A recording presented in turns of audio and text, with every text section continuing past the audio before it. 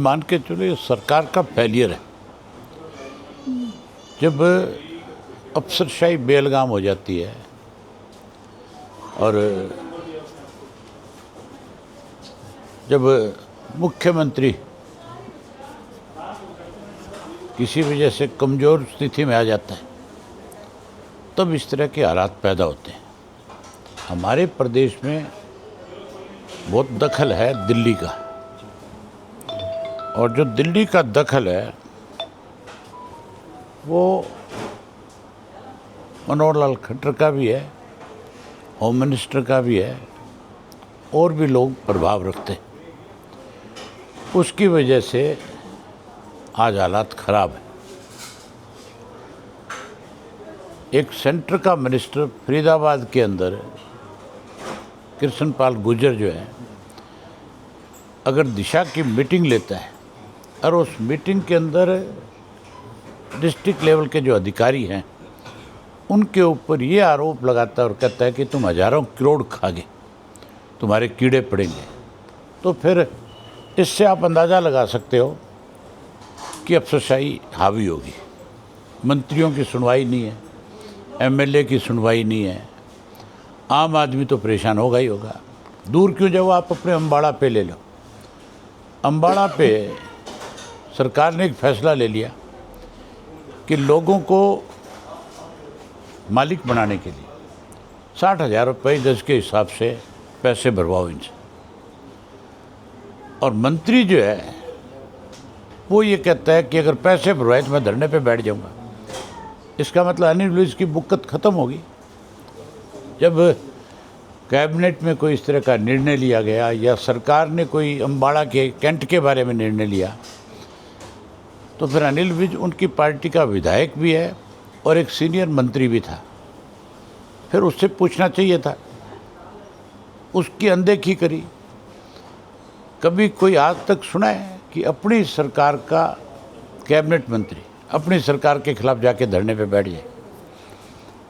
तो ये सरकार की कमजोरी और अफसरशाही हावी है, इसलिए इस किस्म के हालात हो गए।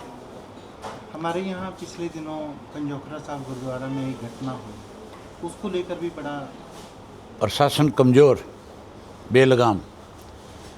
आप मान के चलो इतनी बड़ी घटना हुई पंजोखरा में, उसके बाद भी प्रशासन चेताया नहीं। अगर नहीं चेताएगा तो उसका आम आदमी को नुकसान होगा। यहाँ 6-7 घंटे तक उपद्रव हुआ, उसका आम लोगों में भय की स्थिति पैदा हुई। मैंने आपको बता तो दिया भी सरकार नहीं है, इसलिए आज इस किस्म के प्रदेश में हालात हैं। आप सरकार में बैठे लोग जो है वो विकास के काम करके, अच्छे काम करके कहीं अपनी छवि सुधारना नहीं चाहते। वो तो लोगों को गालियां दे करके, वैध अवैध कॉलोनियाँ काट करके, कहीं जात पात मजहब धर्म के नाम के ऊपर शोर मचा करके अपना दाव लगाना चाहते हैं। अभी 3-4 दिन से लगातार अर्चना गुप्ता जो इनकी पार्टी की प्रेसिडेंट है, इस अर्चना गुप्ता से पहले भी रेखा शर्मा ने चौधरी बंसीलाल को टारगेट किया था और चौधरी भजनलाल को टारगेट किया था। फिर माफ़ी मांगनी पड़ी, फिर शर्मिंदा होना पड़ा। आज इस अर्चना गुप्ता ने भी पिछले 4-5 दिन से पर्टिकुलर एक जाति विशेष को टारगेट करके किस तरह से भद्दे शब्दों का इसने प्रयोग किया है। हमने उसके लिए नोटिस तैयार करवा दिया। आज उसके खिलाफ एफआईआर भी लॉन्च कराई है हिसार के अंदर। देखेंगे सरकार इस पर क्या एक्शन लेती है। अगर एक्शन नहीं लिया, अगर उसके खिलाफ जिन धाराओं के तहत मुकदमा बनता है, मुकदमा दर्ज नहीं किया, हमने एप्लीकेशन लगाई। चौधरी संपत सिंह आज सैकड़ों साथियों के साथ एसपी से मिल करके और उसके खिलाफ लिख करके दे के आए इसके खिलाफ एफआईआर लॉन्च करो। पूरे प्रदेश भर में लोगों में बहुत बड़ा रोष है इस बात को लेकर के।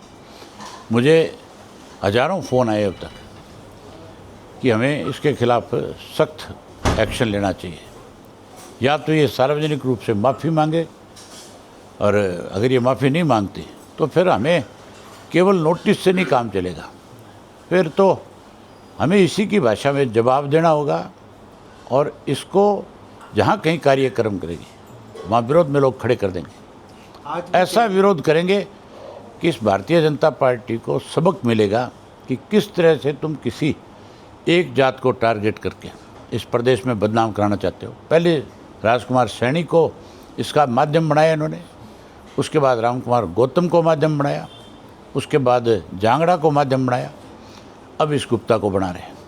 अब वो कह रही है कि मैं जाट समाज की बेटी हूँ। कौन से जाट समाज की बेटी है? उसकी लड़की जाट समाज में ब्याही गई है, वो कैसे कह सकती है मैं जाट समाज की बेटी हूँ? जाट समाज की बेटी है तो तू जाट समाज को गाली देगी? कोई अपने समाज को गाली देता है? हम तो 36 जात के लोगों का सम्मान करते हैं।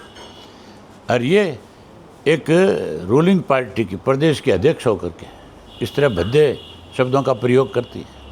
कि क्या कारण है कि बार बार एक भाजपा केस को टारगेट किया? भाजपा जो है अब कमज़ोर पड़ गई और भाजपा को अपनी स्थिति संभालने के लिए इस तरह के ओछे हथकंडे अपनाती है हमेशा, अपने आप को फिर बहाल करने के लिए। लेकिन अब लोग जो मान के चलो बहुत सख्ती के साथ इसका जवाब देंगे। किसानों के मुद्दे पर बस मेरा लास्ट। अपोजिशन नहीं है, अगर अपोजिशन होती तो फिर इनकी इतनी औकात नहीं थी कि ये इस किस्म की भाषा बोलते। किसानों के मुद्दे पर आपने रिजाइन किया था, अब फिर वो मुद्दे दोबारा उठ रहे हैं, तो उसमें क्या कोई हालात देखेंगे किस तरह के हालात बनेंगे, जब कोई ऐसा समय आएगा तब देखेंगे। सर, अंबाला छावनी के फ्री होल्ड के मुद्दे पर आप क्या कहते हैं? मैंने अभी आपसे बताई थी कि फ्री होल्ड के मुद्दे के ऊपर अनिल विज की 100% अनदेखी की गई। यहाँ का अपना आपका इशू था, ये एमएलए मंत्री है, सीनियर मिनिस्टर है, तो फिर इससे पूछा भी नहीं गया और सरकार ने फैसला ले लिया। सर, इस पे आप अनिल विज को तो पहले तो अनिल विज को इस मामले में अपनी सरकार का स्टैंड क्लियर कराना चाहिए, अपना स्टैंड क्लियर करना चाहिए।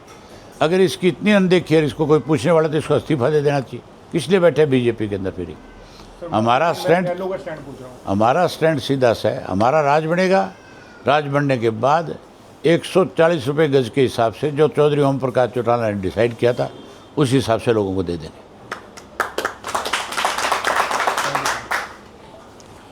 ठीक, धन्यवाद।